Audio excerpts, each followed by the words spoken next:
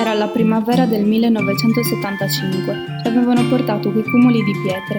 Erano 5.178 frammenti. Facevano paura. Erano così tanti. Sembrava impossibile ricomporli, anche perché non avevamo idea di cosa potessero essere. Abbiamo impiegato anni per ridare loro una forma. Quando li ho visti rinati, sono rimasta colpita dalla loro posa così solenne e da quello sguardo che, nonostante fosse privo di vita, era così umano, mi regalava un senso di quiete. Erano pugilatori, arcieri e guerrieri.